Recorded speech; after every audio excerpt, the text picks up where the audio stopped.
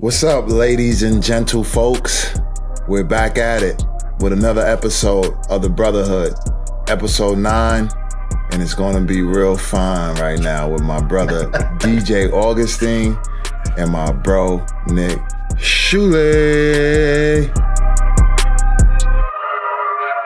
What's up, fellas? What's happening, fellas? Happy New Year, man. Happy New It's been a Year. minute. We haven't been on the podcast, but glad to be back. You know, some technical difficulties and just, you know, the holidays and traveling. And so it's a new year, 2024, and we're heading into Big 12 play. So I'm looking forward to, you know, recapping these games and talking about our Longhorns and catching up with you guys on, you know, your life and what's going on besides basketball. So hopefully everybody's in good health and everybody's had a happy New Year, good Christmas, Kwanzaa or Hanukkah, whatever you celebrate, you know, all respect. Well, let's get into it, fellas. Let's get into a little, you know, we're kicking off the final season of the Big 12 for the Longhorns before we move to the SEC. And I figured before we start recapping the first couple games of the team, let's talk a little bit about some of y'all's experiences. I think people really like to hear some of y'all's favorite experiences. But first, before we jump into that, tell people how it kind of works over the break when you're in school. Kind of, you know, you've got that interesting space that's kind of once finals end, and then before the start of conference play in January, you've got this kind of long time. So how does that generally work? Do they let y'all go home? Did y'all stick around? Because I know there's games. How did that work when y'all were playing?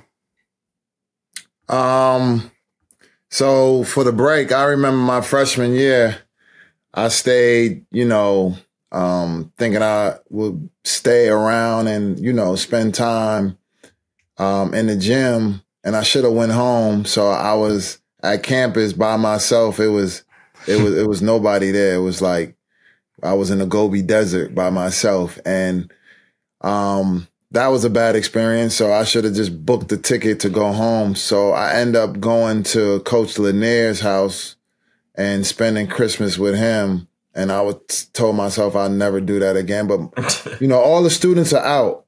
So we're on campus. We're basically in the gym, you know, 2-a-days with training. And then you have the games. And when you go to the games, it's pretty dead because, you know, nobody's on campus. So it's a weird vibe during this time, and it's a long time. You know, we get a couple days off to, you know, to kind of unwind, and then we're back in the gym, and we're actually spending more time on the court. So, it's a grind time. It's no like rest. So that's what I took my 4 years at UT. In that experience, in that gap. Was that similar for you, DJ?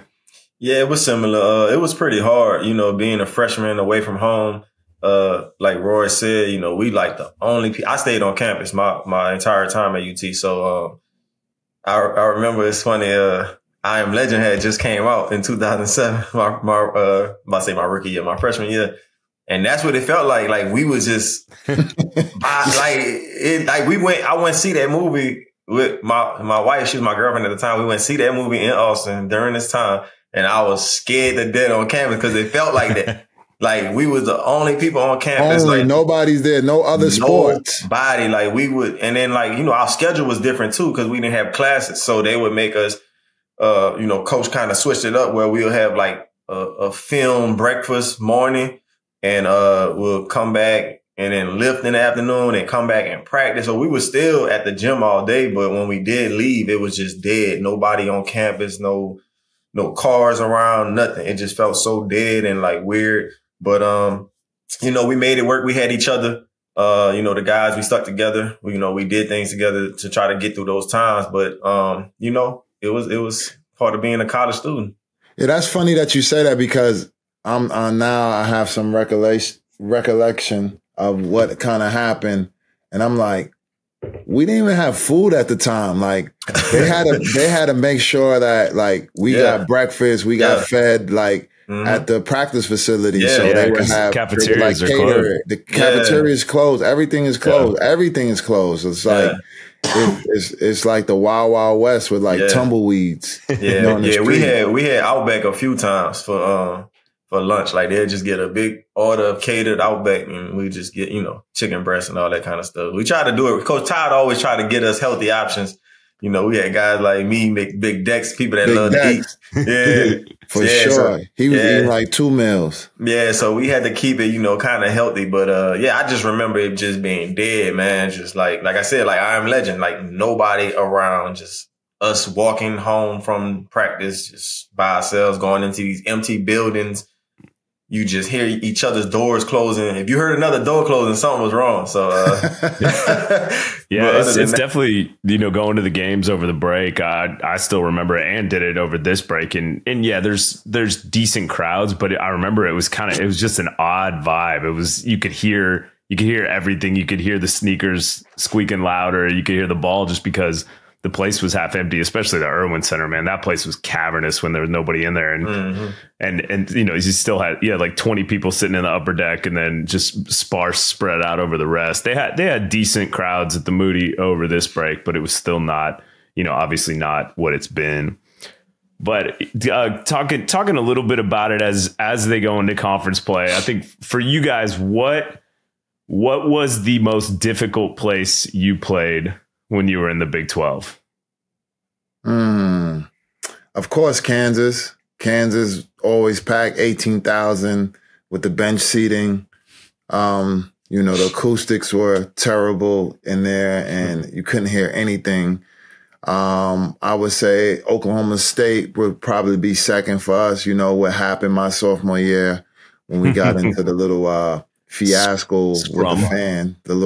It wasn't a rumble, so I'll talk about that in another podcast, but Oklahoma State, just the way it was built, like it was straight up. So you kind of felt like, like the fans were on the court and it was just a tight, circumference.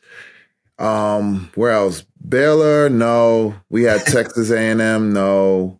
Colorado, no. Nebraska, no. Oklahoma, of course. Yeah. That would be probably my top 3. Kansas, what about Lubbock? Lubbock was, it was loud and it was filled a big arena, but I didn't feel like, the nerves. Like Oklahoma, you wanted to beat Oklahoma so bad, and it was always a packed house. And like Kansas was a big game, and Oklahoma State was a big game. And Lubbock wasn't a big game for us. It really wasn't. We were beating them by 20 most of the time. So. Roy, what was it for you? I mean, sorry, DJ, sorry. What was it for you, my bad? Man, did you say Big 12 or just period? Yeah, just Big 12, but we can go into the others later. You can go period. Yeah, I mean, Big 12, I would have to agree with Roy. Like for us, it was Oklahoma State. Just the way their seating is in that arena. I don't know. Do they still play in the same arena? Yeah. Yeah, it's like just the way that it's like a V in there. Yeah, they like right on top of you. Yeah, they right on top of you. So, and they kind of like, even on our bus, they like wrote stuff on our bus by the time we came out. It was, I thought that was one of the toughest places. Kansas obviously was crazy. And then I thought A&M was pretty. Oh, A&M, you're right, because A&M was in the Big 12. A&M was they get to doing that rocking thing in the stand. Yeah, like when they grab each other's arms and they go side to side like that. Reed Arena. Yeah, so that's I remember my sister went there. I think when we were in school at the same time, Roy, and it got loud, man. I was pretty impressed. I'd go up there or go to College Station for the games, and I remember they had a nice a smaller arena though. It was real. It was small. It felt they're just loud, man. They have good fans. Like I'm not an A&M fan, but they get after it a little bit. Yeah, I like it. The rivalry will continue now because we're going to the SEC. So I know. Speaking of the last year in the Big 12, all right. So we had the opener for the Big 12 again. Texas went down 78-67 to Tech. Did you guys get a chance to check out that game, or did you watch the highlights on that one? I know you've been on the road, right? Watched the highlights. I'm not even gonna lie to you. Definitely had to watch the highlights. I was pretty disappointed with the outcome. Just watching the highlights from Tech's guards, their guard play was outstanding. They had like 35 points between their two guards. The kid Pop and what was the other kid's name from Tech? Man, he was cooking us. Yeah, I can't recall his name, but yeah, what was it, Pop Isaacson or whatever his name was? And let's hold on, I'll tell you. You got to pull him up. Yeah, it was. They definitely came out flat. Didn't shoot the ball well. It was one of those games where you just didn't feel like we had it, and it kind of felt like we were going to turn the tides in the second half, but it just did not happen. And tough way to start. Only the second time they've ever lost at Moody, which is nuts. I see that, and I'm like going back to my history against Tech. I think I lost to Tech one time, and it wasn't regular season. It was in the Big 12 tournament. They beat us. They upsetted us. With Andre Emmett. Toussaint was the kid. I couldn't remember his name. Yeah, they were just cooking our guards, and it was crazy because I was like, they're gonna miss a shot. It was mid range. It was threes. It was getting to the basket. We were switching. We went to zone, and then he went from zone to man, and it was just like too many defensive schemes, and we couldn't stop them no matter what coverage we were in. And they were on that glass as well. They really wanted it. They threw the first punch. They threw the second punch.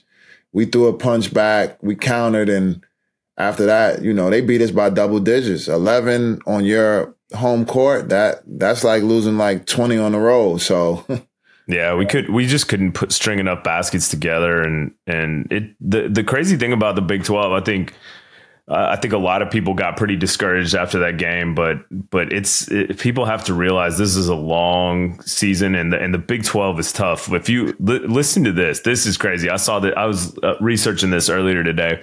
Here's the Big 12 current conference standings. Listen to the records of the teams. K-State 12-3, Kansas 13-1, Oklahoma 13-1, Baylor 12-2, Tech 12-2, Iowa State 12-3. Texas 12-3, Houston 14-1. Oh dang, that means Houston just lost. Houston just lost. They lost? Yeah, they lost to Iowa State. I just wow. updated. Well, just by you saying that, the Big 12 is the best conference in the country right now. Yeah, that's pretty good. It's not even close, man. 12 from top to bottom. Cincy, who we'll cover in just a second, who Texas just played 12-3, BYU 12-2, TCU 11-3, wow. UCF 9-4, Oklahoma State 8-6, and then West Virginia is the only team with a losing record at 5-10.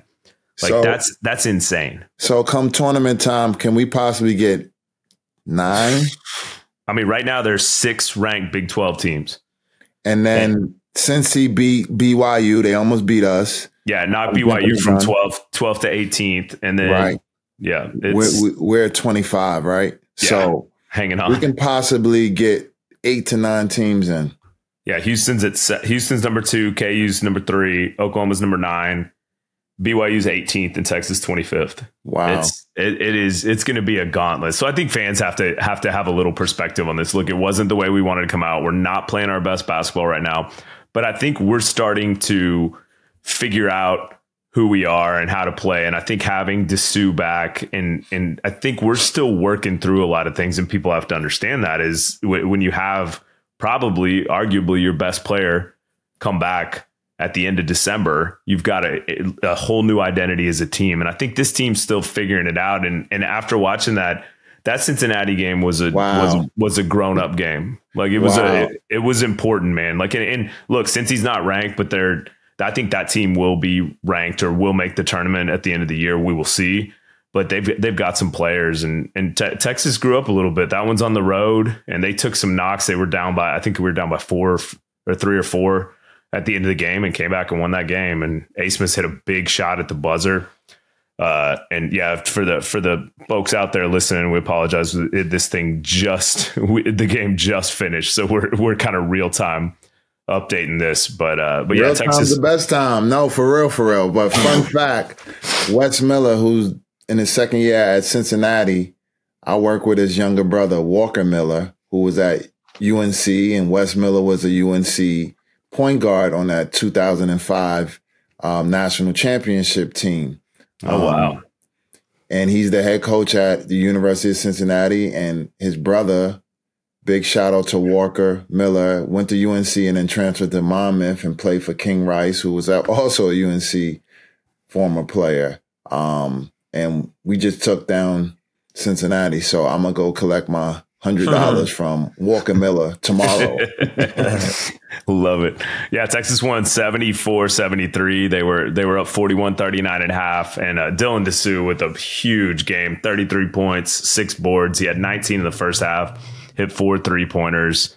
And they did a lot of this. They did this whole game without Caden Shedrick because Shedrick had back spasms at the last second and didn't end up playing.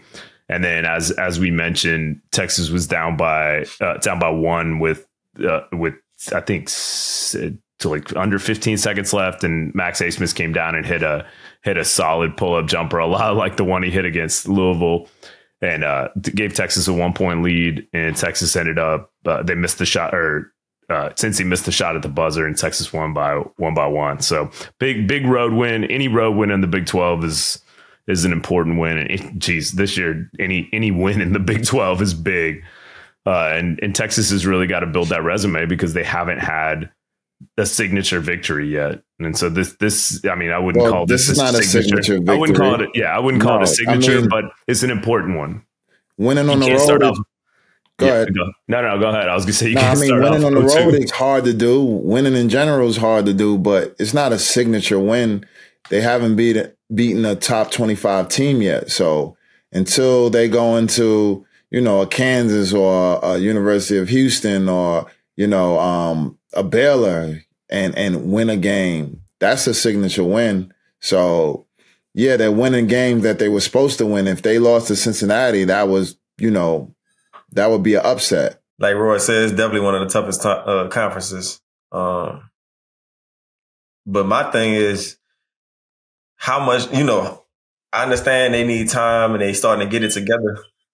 But how much more time are they going to need? Because the season is, we don't have a lot more time to waste and to figure things out. We're at that point now, we got to get it together soon. Yeah, that's a good point. You always, we keep on saying time. We're in the Big 12 play. Like we're 15 games in. That's my only thing. Like it's like, I understand, we were missing guys in the beginning. We still have guys out, but the main key guys, Dylan and Tyrese and Disu, those guys, they gotta bring it every night. They gotta hold it down no matter who's playing or who's out, because it's not a lot of time left. This is college. Like NBA, yeah, you got time to miss a few games and figure things out.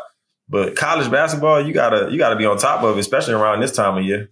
Well, and I think we're fortunate because, and this is not a knock on these teams. Obviously, there's not going to be any easy ones. Our next game is this Saturday at West Virginia, who's the last ranked team in the conference, and they're the only team with a losing record. So you've got that game to start to continue to figure things out and hopefully figure it out on the road.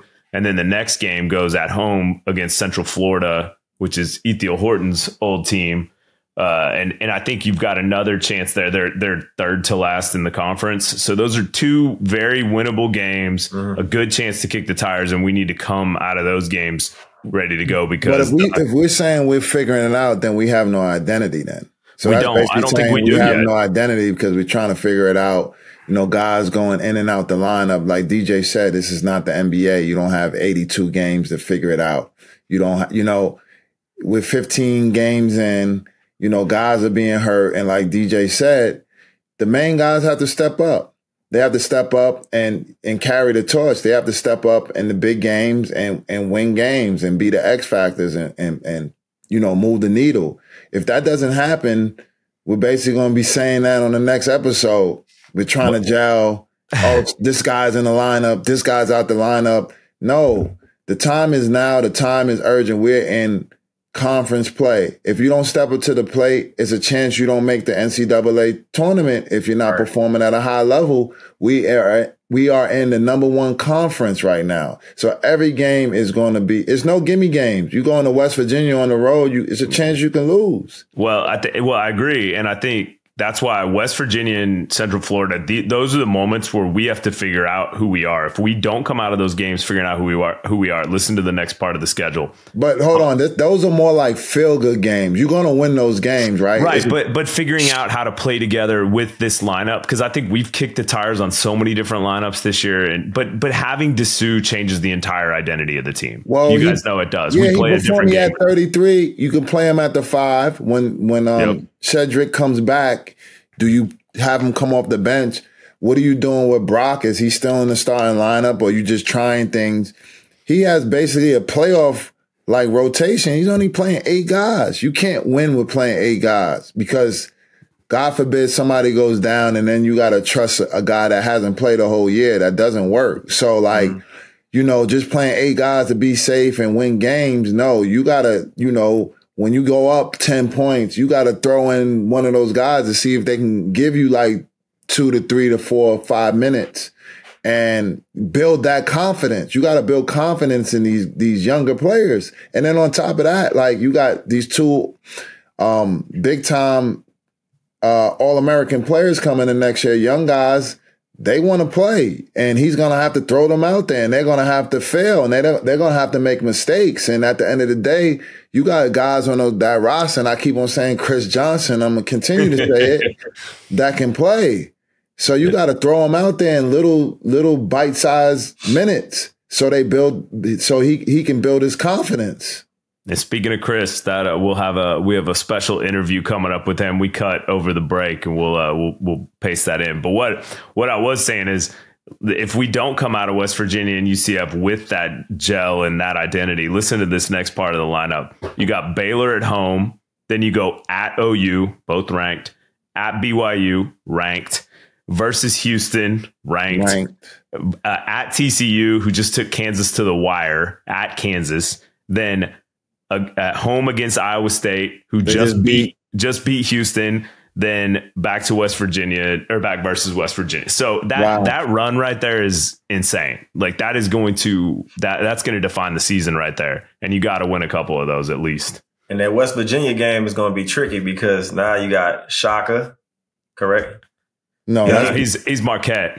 He's Marquette. Oh, I'm tripping. I got Marquette. So I'm thinking about Marquette. Yeah, my bad. Well, yeah, we already lost to Marquette. Yeah, I'm thinking about Marquette. I was about to say Shaka and the kid that played for Texas. Yeah, but they had Marquette. Right? Yeah. Marquette smoked our boots. So West Virginia is basically a must win for sure. Oh, for sure. Those are like both those games. Yeah, but I'm saying there's no gimme games on the road. You know that, DJ. Yeah, like you can go against the worst team in the league and they beat you. It's happened. It's proven. Yeah. Guys are going to get up. Every college team is going to get up for a ranked opponent, a top 25 in an AP opponent. Every team is going to get up for that. So West Virginia, they lost their coach and they're trying to find a way. They're trying to find the light, and they're going to give us our best punch. They're going to throw their best punch. Yeah, so moral of the story is no matter who we play, because the schedule's not going to get any easier, we got to figure it out now. Sense of urgency, get this shit together, and get it moving. Because like I said, there's not much time left, man. Right, I agree with you. So there's not much time. Nick, you can't be saying, we got to figure it out. It ain't much time, Nick. I know. We got technically we're ranked right now, but with our RPI, et cetera, like if the season ended right now, we wouldn't get in the tournament, in my opinion. That's what I'm saying. We don't want to be sitting in front of our TV trying to wait to see if we get in. We gotta take care of business. Yeah, for sure. Well, let's head over to this interview we did with one of Royale's favorite players, Mr. Chris Johnson. Well, Chris, we're excited to have you here, man, and appreciate you taking the time. We're going to start off with the question we always ask. Why Texas? Basically, because I just wanted to be closer to my family. And, I just wanted to have my mom, my dad, and my sister at all my games. And then TJ Ford and Royal played a big part of that, too. You know what I'm saying? Seeing what they did at Texas, watching them play. And I just wanted to come be a part of it. I love that, man. Well, we're glad to have you, man. I've known you for some years, watch you blossom into a really good player. I knew you committed to Kansas. It didn't kind of work out, but you're now a Longhorn. You're a part of the family. And, you know, whatever you need, we're here for you. You know, myself, DJ, just pick up that phone and, you know, we're here at any moment, bro. This is family. That's why it's the brotherhood. Oh, yeah. We got you see the hoodies. You see the hoodies. The merch is lit. we got you, man. That's all it takes to get one is just be on the show. You're on the list. How that's been for you, though, bro? I know y'all season just started. You know, I know you say being close to family. I know that was big for me, being at Texas, and my family drove up from Houston to see games. Like, how's that been? Have they been to all the games so far? I think my mom's didn't miss one game, but pretty much she's been there like every game. And that's like a big change from where I came from my senior year at Montverde. They didn't really get to see me play a lot in person. So I just, it's a big plus for sure. That's fine. Yeah. So you got a chance to play at Montverde with Cooper Flag. Yeah. How was that experience? What do you think his ceiling is as a prospect for the NBA? I think he's for sure the best player in his class, just off the simple fact because he knows how to play the game the right way, and he shows up every day and does all the little things, and that's what really like winning all comes down to is who's gonna do the little things and who's gonna be a great teammate, and that's what he does, and that's what he did literally every day at Montverde. So I feel like his ceiling is super high, super high. Yeah. Did you cross paths were you and Dylan on the same team, Mitchell? Nah, me and Dylan were not on the same team. Gotcha. I came the year after Dylan left. Okay, got it. That makes sense. Yeah. What for you has been the biggest kind of transition or biggest difference, you know, coming from Montverde to Texas? You saying like playing style or like just anything, man. Even like life, even anything. Well, I mean, it was for sure a smooth transition. I mean, I lived the whole year at Montverde, so I knew I could go anywhere, like, and be fine with the living aspect.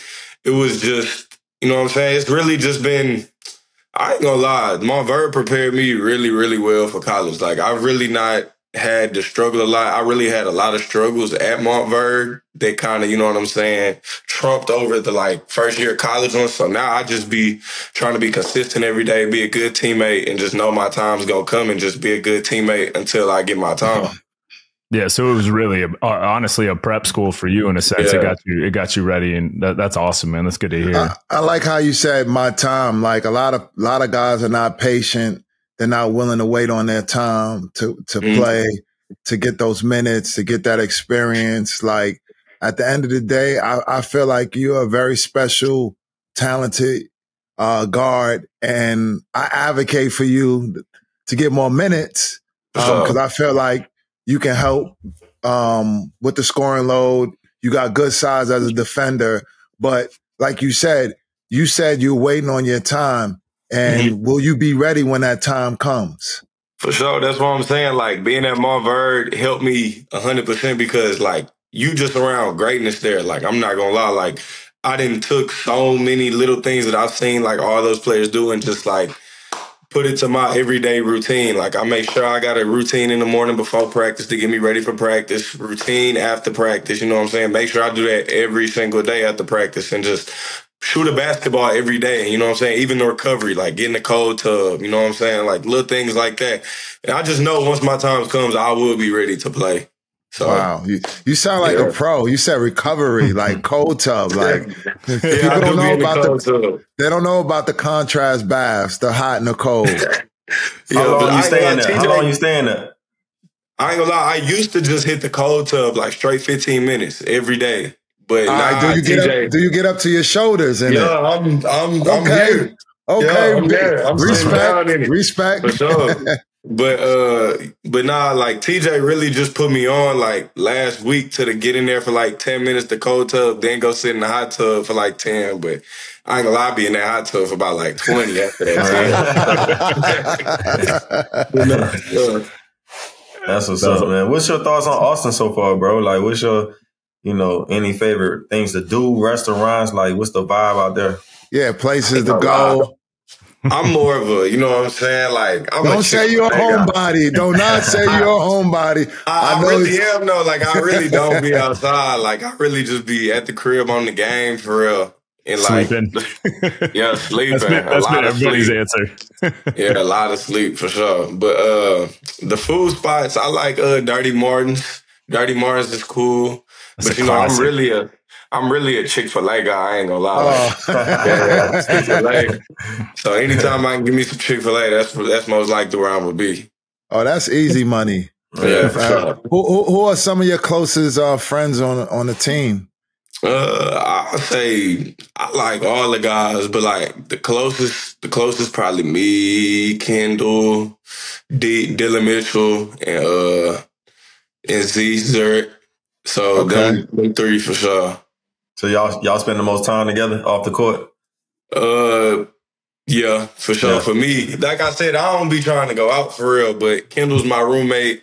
And then Z just my guy. Like I rock with Z and then DM because you know what I'm saying? Like I like their demeanor. Like they like, you know what I'm saying? So their energy. So, yeah.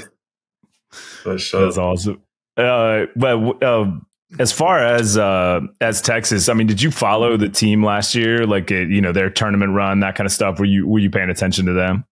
I mean, for sure. I mean, if you're not following March Madness, you're not no hooper for real. But like, Amen. But yeah, I was for sure following them. I ain't gonna lie, like it's crazy because I was committed to Kansas, but I always like had a feeling that I was gonna play at Texas. Like I just always had that feeling for sure. Like even watching them, like I look good in this burnt orange. What kind of caused you to flip at the end? Because I remember like you were committed pretty close to signing day to KU and then flipped.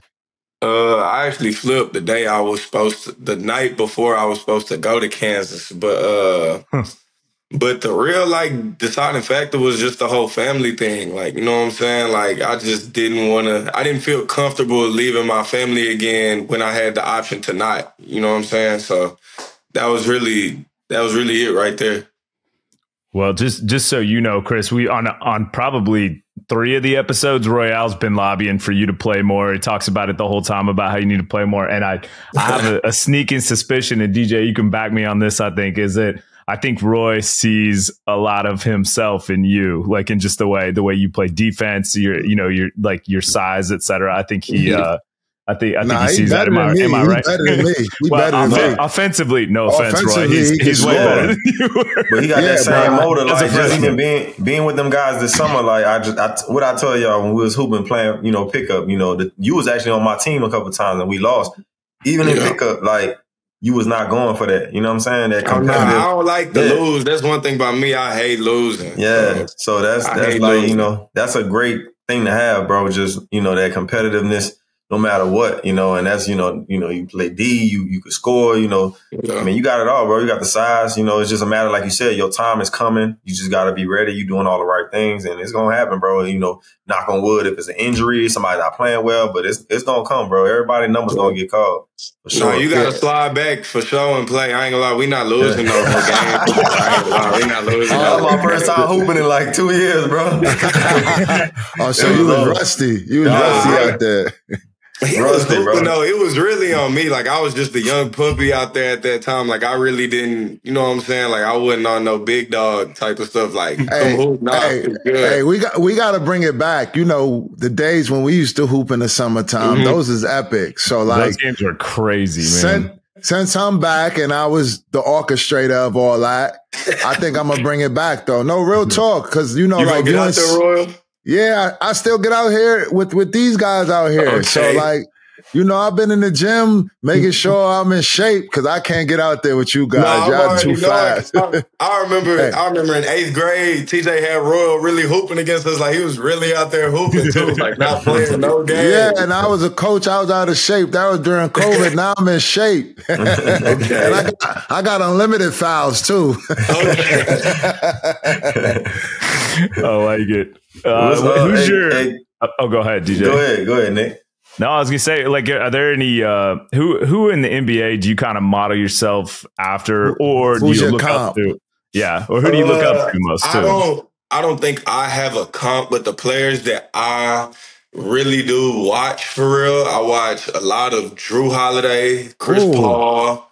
I like Avery Bradley. Avery Bradley Oh, Was a dog, straight Celtics days. Who and a else? Longhorn. I'm a Yeah, hook 'em, basketball baby. junkie. Like, I really do watch a lot of basketball. Like, I watch Russell Westbrook. Uh, I've been watching a lot of Halliburton lately too. I really do like him.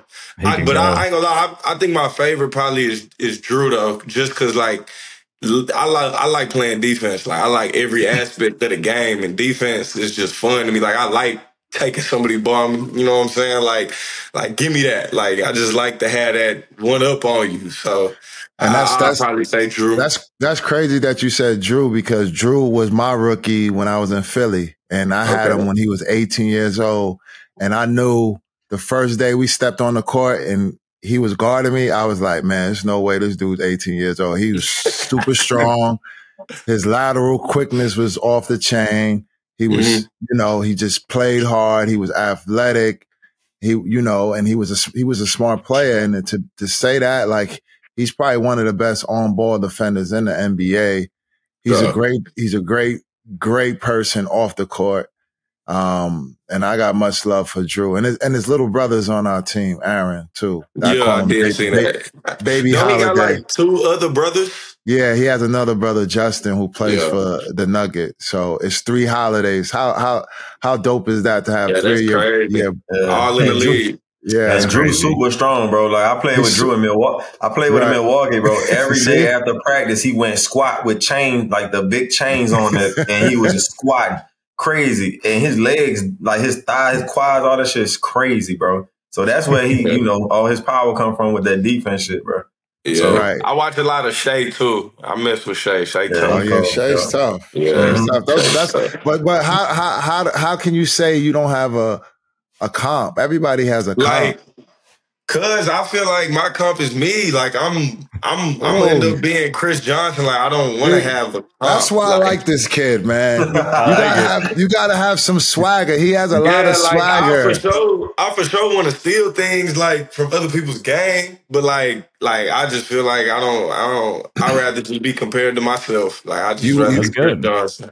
That's a good answer. You one of one. You one of one. Yeah, you uniquely you. I like that. Well, Chris, how do you feel that the team has come together this year? We always kind of talk about it in this kind of transfer portal era, right? It's like teams have very different chemistries year to year. And, as far as this team, what have you seen? And honestly, you guys are facing even more with the injuries that y'all had with Caden missing some time early and Dylan missing some time and now finally coming back. Like, how have you seen the gel, or is it y'all still figuring it out kind of?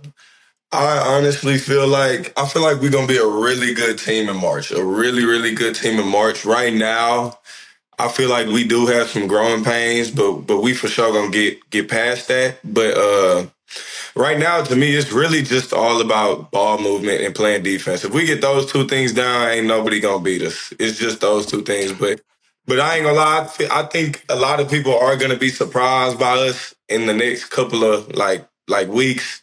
And really have us back on like a top 10 list. But yeah, it's been good though. We've been molding. We all get along. It's not like nobody's like, you know what I'm saying? It's not like there's groups. You know what I'm saying? Like everybody pretty much gets along.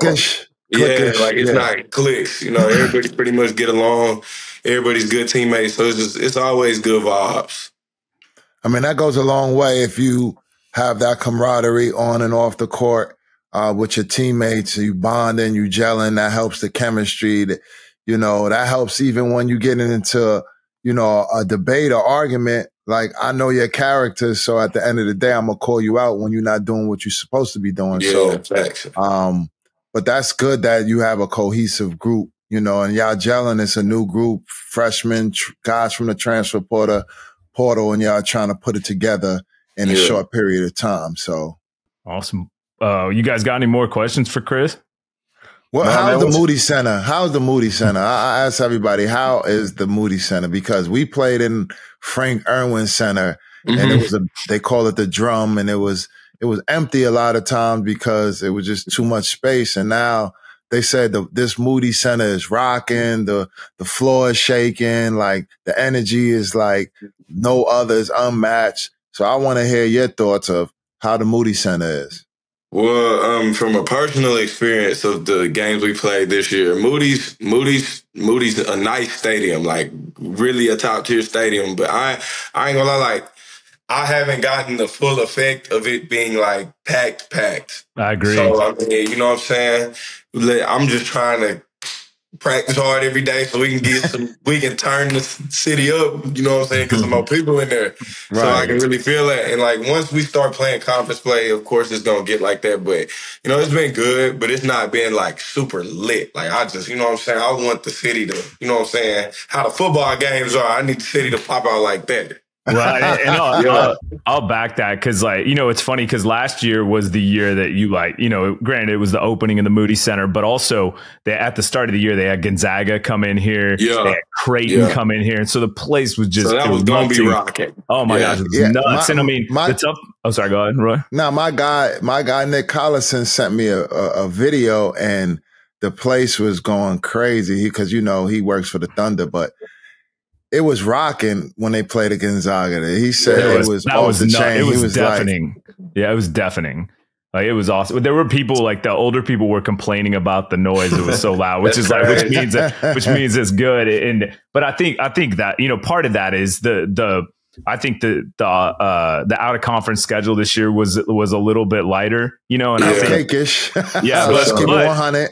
But like facts, when it comes to Big 12, I mean, you've got some big team. I mean, you got Houston coming in there, Baylor coming in there, for sure. Like it's gonna be those games. I think you'll see it, Chris. It gets deafening in there. It's cool. It's a good experience. But I agree with you. It's kind of been a tougher go of it. And now you guys are in, like, the kids are out of school. But, you know, so it's like this is kind of the dead period a little bit. But once January comes around, that place is going to be nuts. Well, the other thing that you guys are fighting is the football team still playing, so everybody's attention in Texas is always on the football. But I think as January hits, that place is going to be nuts, and you're going to finally feel it. And I think that's the atmosphere that people need to see. Yeah, I got to get to a game. Yeah. DJ, you made a game yet? Nah, I ain't make one yet. We gonna go to the U of H game. Yeah, but that's in Houston. There's one in Austin too. Yeah, but we're not. I don't think we're gonna make it down to Austin. Yeah, that's true. This time. But you definitely need to go to the Houston game there. So I'll come down for that. Yeah, you just when you come to Austin, just call TJ Ford. He's always sitting on the court side. So, you know, TJ. He got court side seats. Yeah, TJ. But he's also in the rafters too. So respect. Yeah, he is. Well, Chris, we appreciate you being here, man. We're excited to watch you play. I know we're all big fans of yours, so we appreciate you taking the time to jump on Brotherhood. Appreciate you. Definitely. Stay healthy and keep working, bro. Keep on working, bro. You know, we support you over here, man. I'm putting that battery in everybody's back, so don't let me down. Hey, I'm telling you, my time coming soon. Oh, we know. It's coming soon. Roy, did you get any time off for the holidays? Actually, we had Christmas Eve and Christmas off. I went to go get my daughter. She lives in New York. You know, I co-parent, so I had to hop on a plane, come, you know, go to New York from New Orleans. We played in New Orleans on the 23rd and then fly to New York. I saw my parents and picked my daughter up Christmas Day, took her back, and then we played the 26th and the 27th. So it's been a long journey. Now I'm on the road for 12 days. Our longest trip of the year. DJ knows about these trips. It's going to be long. We were in Miami last night, didn't pull it out. And now we're in Chicago, you know, one of DJ's old stomping grounds. And it's cold and it's snowing and it's raining and it's sleeting and it's brick outside. So just taking it all in, and you know, this is part of the job and I'm loving every second of it. So thankful. DJ, what'd you do, man? You get out of town at all? Did you get out of Houston? Nah, man, just here with the family. We had family in town. You know, like Roy said, you know, being a player, you know, around these times, you really got to make things happen, make things work, you know, because of time purposes. But, you know, I'm not playing anymore. So I was able to just sit back, enjoy, you know, watch the family cook, you know, eat, chill out, watch some games. So it's definitely a good feeling for me to be able to do that now, you know, in my career. You know, just had a good time, man. The kids had a great Christmas. They got everything they wanted. Santa was good to them. We had a good New Year's. So yeah, man, just, you know, enjoying the holidays. Hey, do you play Elf on the Shelf with your kid? Yeah, we do, man. My daughter actually watches our podcast. So I'm, you know, yes, the elves do come visit us around Christmas time. You know, we have 2 elves actually. One is named Noel. The other one name is, what's the other elf name? Noel and Snowflake. Snowflake and Noel.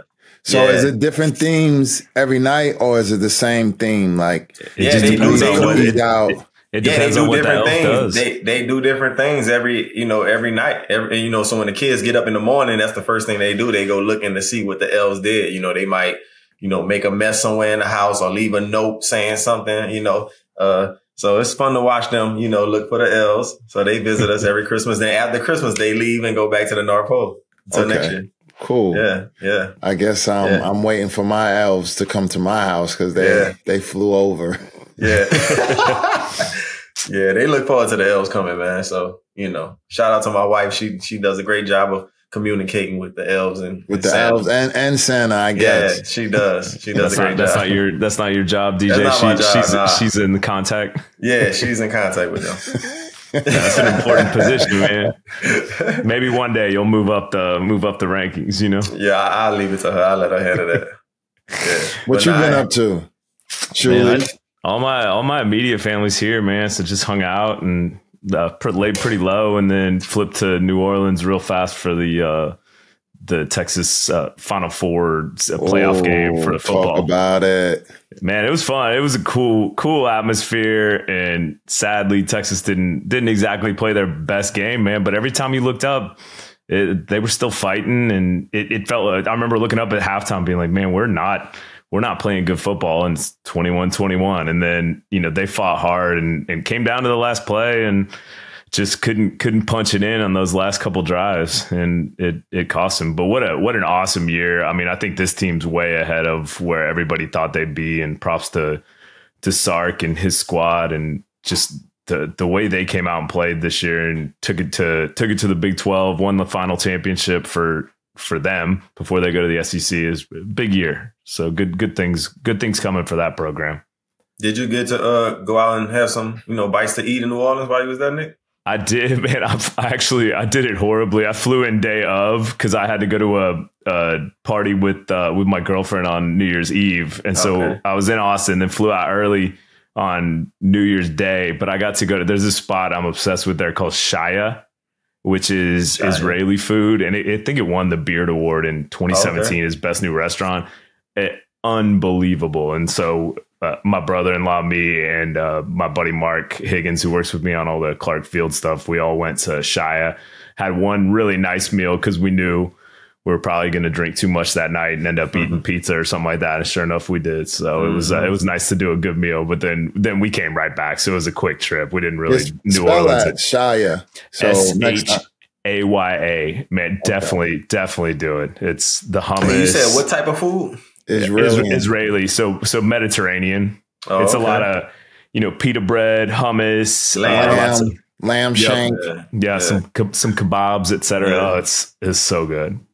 DJ, what should I go eat when I go back to New Orleans? Like name drop a restaurant. New Orleans Food and Spirit is one of my go-tos. You told me that at Roy's wedding. I remember. Yeah, New Orleans Food and Spirit is definitely a go-to for me. Morrow's. I've been hearing about that. I heard he has a couple other restaurants too. Yeah, that's my boy. He opened up like 2 other restaurants. Treehouse is like Treehouse is more of a like a club /lounge. You know, you can have food there, but Morrow's and the newest place he opened, it's more like a Asian twist to it. It's like named after his grandmother. I heard that's pretty good. I haven't had it yet, but I always get Morrow's and New Orleans Food and Spirit when I'm in New Orleans. I'm gonna definitely try to check both of those things out, or all 3 of them. I know the owner was on Earn Your Leisure. I forgot his name, but Larry Morrow. Yeah. What you order, room service? Oh, that's me? Yeah. we don't got no hotel phones. No phones. Hey, you know the iPhone ringtone. That ain't it. Yeah, I don't think I'm going to answer this one. It's my food, to be quite honest. Like, I was in the gym earlier, so that's my food, and I'm going to just let them ring, and I'll call back later. Are you sure, man? Hey, you should, bro, I know it's bad weather out there, but Chicago got some restaurants. Oh, my God. I want to go to the Soho House, though. The who? The Soho House. They got a Soho House in Chicago. What's a good restaurant in Chicago since you a Chicago native? They got the place called Cut. I think it's called Cut. Uh-huh. Like CUT, just like the steak cut. I forgot the name, but I think it's called Cut. And then Michael Jordan has his restaurant out there. It's pretty good. Michael Jordan has you got Mastro's out there. Oh yeah, Mastro's. I have Mastro's. That's nothing new.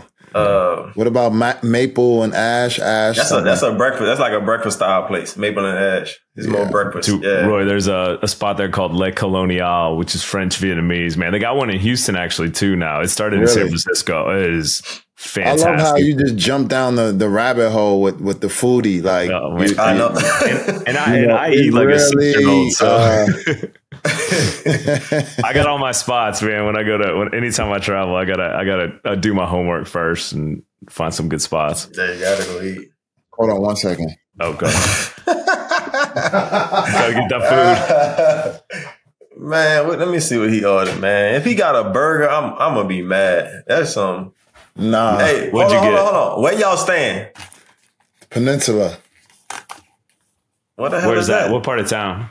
That's downtown. We right off of Michigan. Oh, yeah. So y'all not at the Ritz? Yeah. Nah, we don't stay at the Ritz. The Ritz is right down the block, though. The Peninsula is nicer than the Ritz. Really? No, I didn't get a burger. I don't eat burgers. What you got? I got some Jamaican food. What is it? Oh, it's not room service then. You Uber Eats. Oh, I got you. Oh, Uber Eats, yeah. Oh, okay. I'm about to say, I know they not serving Jamaican food at that hotel. The Peninsula. I don't remember the last time I ordered room service, to be quite honest, because of Uber Eats. It's like room service, they're going to bang you over the head. The food is mid. And secondly, it's like, it depends on the hotel. It depends on the hotel, bro. It depends on the hotel. It depends on the hotel. It depends on the hotel food is like slamming. 4 seasons, you never gonna. I mean, yeah, but it's a typical. Okay, what you gonna get? You can have a chicken sandwich. You can have grilled chicken salad. You can have a steak. Like what you boring. It's not a restaurant though. You can't. I mean, you in the room. Roy's tasting the local fare. I like it. Listen, I want Uber Eats. I said I wanted some Jamaican food. That's what my palate wants right now, and I ordered some Yardman food, brethren. Bumba clap. They bring it to your door. Yeah, that's why they call. But I'm like, usually I just said put it, drop it off at my door, but. You staying in these nice hotels. They don't let concierge. Yeah, gotta have that key card. yeah, that's the key card. We in a key card hotel. Mm-hmm. That's when you made it. Well, I missed them days. You missed them days? I gotta get my. I don't miss it, but now I gotta get my own hotel. You take that shit for granted. You stay at all them nice hotels for free. You take a lot for granted. The travel, the hotels. The hotels are cool. I stay in nice hotels regardless, but the travel, so I'm traveling back to New York, and I just switched over my license to a Texas license, so now I'm official Texan. Yeah. So I'm going through the airport, and I get my ticket, and it doesn't say, the TSA, like the pre-check. Mm-hmm. So I have pre-check, you pay for that. Like I have, what's the other one? Pre-check and clear. And then I have global entry. So you have to go and get fingerprinted for that. So it wasn't on my ticket. I'm thinking nothing of it. I go back. The lady, I give her my number. She puts it in, doesn't come up. So now I'm like, damn, I got to go through the regular line, take off my shoes, take my computer out. Yeah, I'm like, man, I feel so regular now. Nah, dude, once you go to the other side, you can't go back. It's rough, man. The flights is different. I'm like, this is nasty. I do not like this. Yeah, we have it good. I must say that we do for sure have it good or did have it good because you're done. Yeah, like I said, that's what I miss the most, the hotels. Like, we stay at nice hotel, but when you got to pay for that shit, because know, a lot of time I got a family of 6. So they be trying to make me buy 2 rooms. Really? So when they see everybody come in, they like, I be sneaking. Exactly. You just go up to the counter. I tell them to stay in the car or wait outside until I get the key. That's college too. That's college life too. Everybody in. We're in. Let's roll. Hold on, time out. So what's the rule? So you ask for you can only have 4. So you only have 4 people. Nah, like so I'll get 2 queens. I'll get a room with 2 queens in it. So my 3 older kids are sleeping in the queen, and then me, my wife, and my youngest are sleeping in the other queen. And then if that don't work, depending on the hotel, how much it is, I might get the conjoined room, and let the kids stay on one side, and me and my wife had the whole other side. But you can't do that. You can't do that for so long though, for too much longer. Kids are getting older. What you mean? And now get a hideaway bed. Yeah. I mean, when they get to that point, I'm gonna have to get the other room. But you might as well stay at Embassy Suites. Nah, hell no. Well, there goes that sponsorship. Nah, bro. You tried. 4 Seasons, my shit. 4 Seasons. I ain't really a big. Yeah, of course. Though that's $600 a night, easily. Right, times 2. That's what I'm saying. Right. Yeah. What you need to do is you need to call one of the equipment managers to get the NBA discount because it's like half off. We pay like $300 a night because they get so many rooms, and they give you away the secrets, and you can utilize it during the summer. I've done it before. Like he'll book me, and then I'll just give him my credit card, and I'm paying the team rate. Yeah, I feel you. Yeah. Or you go on the Embassy Suites, bro. Yeah. Hell no. Hell no. I ain't tripping on flights. I've been flying Southwest my whole career. I love Southwest. Really? Man, what? Southwest? And we don't even worry about getting the priority ticket because with the kids, we gonna get it. We gonna be right after A anyway because we got the kid line. You got the small kids. Children, small kids. Yeah. So is that she's like 17 now? I'm just Some of those families have these kids. You're like, wait, what? That kid's like 15. He's not 2. He's like 8. So we do the small kid line. Out of Hobby, out of Houston. Out of Hobby. Okay, yeah. I'm so much easier. I'm closer to Bush. So I fly to Bush, and then United's out of Bush, and I'm like I think I'm a silver or a gold. You bougie. Nah, it's the points. Get those miles, yeah. Yeah, you get the miles, you get the upgrade for free. It's worth it. So, like I said, I've my been wife put me into that. Yeah, we've been Southwest my whole career. Southwest, so you ABC, and then ABC, you just get but like I said, they got the different price. You got the different prices. The higher you pay, you get priority, which is A. Sometimes you get lucky and get an A or a B. If you pay the cheapest price. But I'm buying 6 flights because if you 2 and older, everybody need a ticket. Ain't no lap child. Right. So I'm buying 6 plane tickets. Oof. So we get the cheapest one, and we before the B line. That's how we been. For all the money you made, you found a way to be cheap. Yep. Now, I'm gonna be cheap. That's how you flying. Stay wealthy, man. I'm gonna be cheap flying, but like I said, I'm gonna get the nicest hotel. Like what I'm saying. So and then what kind of car you rent? You rent a minivan? You rent a Tesla? You rent what? A car? SUV? It depends on like where we at and how long we gonna be there. You just Uber sometimes? Yeah, we might just Uber, but sometimes Uber be tripping on kids without car seats and stuff. Yeah, that's a big one. I found out about that one. But I know I get a driver. I just get a driver. I have my agent set up a driver and just pay him to see. The bougie move never stop. I'm just saying, I just pay him to stay with me the whole time. Huh? I mean, when you think about it, all just like Uber, you gonna spend money with family. You spend money traveling with my daughter, going to get her, and my wife now. Like it's 3 of us, and staying in hotels is like food, like it all costs. It's worth it, but for the experience. But you're gonna spend money traveling with a family. So like, where do you cut the corners? No matter how much money you made, you want to cut corners. I don't want to pay full price on anything. If I can get a discount, I'll take the discount. But I feel like traveling. I feel like travel. You can't cut corners. I tried to do that and it backfired. It's so expensive. I'm just saying, like cutting corners, like staying at a cheaper hotel because the price, like you might get there and the sheets dirty. Motherfuckers loud in the room next door to you. Like, you know what I'm saying? Like, so I've done that before. So I've learned my lesson. Like I ain't cutting no corners when it comes to travel, like lodging and travel. Like I'm going to just pay what I got to pay. You know what I'm saying? That makes sense. You know, you learn through experiences. You have good experiences. You have bad experiences. You have good memories. You have bad memories about it. For sure. That's wild, though. Mm-hmm. All right, fellas. We made a whole. We did. We had a whole travel segment. That's pretty dope, though. Like that was organic. DJ Augustin's high-end travel tips. With 6. We should have the airplane flying in his window. Well, Ryan, I guess we got to get so you have time to untangle that cord on your headphones. I'm good. I'll do it tonight.